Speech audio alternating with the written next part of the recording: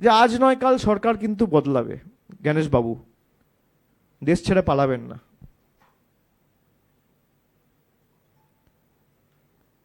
BJP থাকবে না, দেশের সংবিধানটা থাকবে। অমিত শাহ থাকবে না, দেশের সংবিধানটা থাকবে। যেখানে যাবেন খুঁড়ে নিয়ে আসব। আপনি 2 বছর ধরে এসআইআর করেছেন 2002 সালে, তাহলে আপনার হাতে কি জাদু কাঠি এসছে যে আপনি 2 বছরের কাজ 2 মাসে করে দিচ্ছেন? আমি কৌতূহল বশত জানতে চাইছি, কি জাদু কাঠি আছে আপনার হাতে যে আপনি 2 বছরের কাজ 2 মাসে করে দিচ্ছেন? তাহলে কেন্দ্রীয় সরকারের যদি এত বড় মেকানিজম থাকে বা এই জাদুকাঠি থাকে, তাহলে বাংলার 4 বছরের বকেয়া পাওনা তো একদিনে ছেড়ে দেওয়া উচিত মানুষের কথা ভেবে। তা তো ছাড়ছেন না। এবং বিজেপির সহকারী সংস্থা হিসেবে যেভাবে আপনারা তাদের অঙ্গুলি হেলনে কাজ করছেন, আমি এদেরকে ওয়ার্নিং দিয়ে যাব as a parliamentarian, as a representative of the people, মানুষের প্রতিনিধি হিসেবে, যে আজ নয় কাল সরকার কিন্তু বদলাবে। গণেশ বাবু, দেশ ছেড়ে পালাবেন না।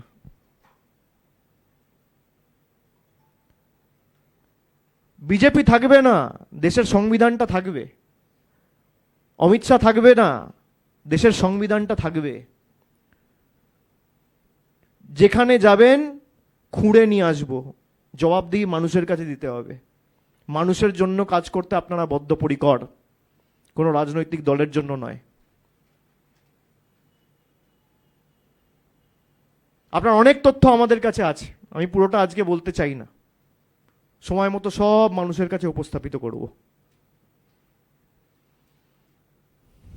আপনাদের কারো কোনো প্রশ্ন থাকলে আপনারা করতে পারেন।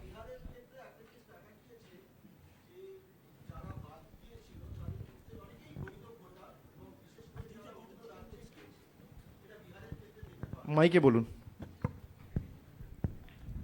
বিহারের ক্ষেত্রে দেখতে পাওয়া গিয়েছিল যাদের নাম বাদ পড়েছে তাদের অনেকেই বৈধ ভোটার, তারা অন্যত্র ছিলেন। হ্যাঁ, আর কালকে ইলেকশন কমিশনার মিথ্যে কথা বলেছে যে কোনো অ্যাপিলই নেই, হ্যাঁ, কোনো ডিসক্রিপেন্সি নেই। এবং এদের বড় সংখ্যক কাজের সূত্রে অন্য রাজ্যে গিয়েছে। এই যে তাড়াহুড়ো করে করা হচ্ছে, যেটা বারবার বলছে যে কোন জাদুকাঠি, বিহারেও এই তাড়াহুড়ো করে করা হয়েছিল এবং পশ্চিমবঙ্গেও যে সময়, তাতে তো একই জিনিসের পুনরাবৃত্তি হতে পারে। আমরা তো আগেই বলেছি এসআইআর মানে স্পেশাল ইন্টেন্সিভ রিভিশন না, এসআইআর হচ্ছে সাইলেন্ট ইনভিজিবল রিগিং, চুপি চুপি ভোটের কারচুপি।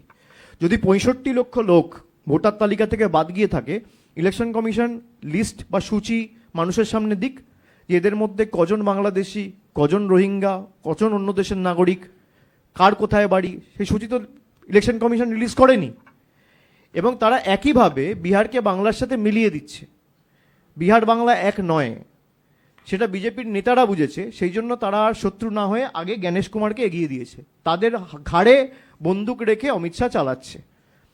এবার বাংলা যেভাবে শিক্ষা দিয়েছে বিজেপিকে 2021-এ, 24-এ, 26-এও ব্যতিক্রম হবে না।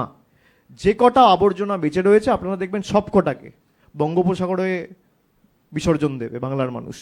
পানিঘাটের বাসিন্দা প্রদীপ কর আত্মঘাতী হয়েছে, তো সেক্ষেত্রে আপনি বললেন যে এফআইআর একটা করা উচিত, তো সেক্ষেত্রে দলীয়ভাবে কি আপনারা কোনো আইনি পদক্ষেপ নেবেন এই বিরুদ্ধে? না, এফআইআর তো পরিবারের সদস্য করবে। আপনারা কি দলীয়ভাবে? যদি দলীয় আমাদের কোনো সাহায্য সহযোগিতা চায় নিশ্চিতভাবে আমরা দেবো, কিন্তু এফআইআর তো দল করতে পারে না, এফআইআর তো পরিবারের লোকেরা করবে। তারা এফআইআর করুক, যদি কোনো আইনি পরামর্শ বা সাহায্য সহযোগিতার প্রয়োজন হয় নিশ্চয়ই আমরা দেবো, এটা তো আমাদের কর্তব্য। আপনি একটা বললেন সেটা হচ্ছে যে যে ব্যাকডোর দিয়ে এনআরসি করার একটা প্রচেষ্টা, তো এটা কি এই এসআইআর এখানে কি এনআরসি করার একটা ফার্স্ট স্টেপ হিসেবে তারা ব্যবহার করছে? কারণ আজকে বিভিন্ন মতুয়া ধর্মাবলম্বীদের এলাকাতেও দেখতে পাওয়া যাচ্ছে এ নিয়ে একটা ভয় তৈরি হচ্ছে, এটা কি কোথাও এনআরসির ফার্স্ট স্টেপ? দেখুন, বিজেপির নেতারাই তো বলছে যে নাম বাদ গেলে আপনারা চিন্তা করবেন না, আমরা ব্যবস্থা করে দেবো। তাহলে তারা ধরেই নিয়েছে নাম বাদ যাবে। যে মুহূর্তে আপনার নাম বাদ যাচ্ছে সেই মুহূর্তে তো আপনি যত সরকারি পরিষেবা বা যা কাজকর্ম আপনি করছেন, আপনি তো একেবারে প্রথমেই অবৈধ হয়ে যাচ্ছে। তো এটা তো বিজেপির কৌশল। বিজেপি এনআরসি যখন অ্যানাউন্স করেছিল আসামে, 19 লক্ষ লোকের মধ্যে 12 লক্ষ হিন্দু বাঙালি ছিল, আর এরাই নিজেদেরকে হিন্দু ধর্মের ধারক আর বাহক বলে দাবি করে। আমার সবার কাছে আহ্বান থাকবে যে এদের প্রতারণায় পা দেবেন না। এরা কোনো কাজ করেনি। 10 বছর 11 বছর ক্ষমতায় বাংলার জন্য একটা কাজ, এই রেলের প্রজেক্টও যে উদ্বোধন করে গেল দেশের প্রধানমন্ত্রী, তার ভিত্তিপ্রস্তর স্থাপন করেছিল মমতা বন্দ্যোপাধ্যায় 2010 সালে।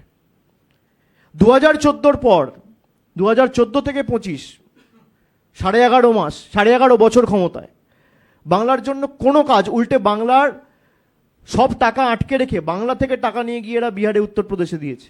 দিক, আমাদের কোনো অসুবিধা নেই, আমরা কোনো রাজ্যের বিরুদ্ধে নেই, কিন্তু আমাদের মানুষদের বঞ্চিত করে, আমাদের রাজ্যের লোকেদের বঞ্চিত করে আপনি অন্য রাজ্যে ডবল ইঞ্জিনের নাম করে টাকা দেবেন, আর দুদিন অন্তর অন্তর সে ব্রিজ ভেঙে পড়বে, তার কেউ এনকোয়ারি করবে না। এই দ্বিচারিতা তো চলতে পারে না।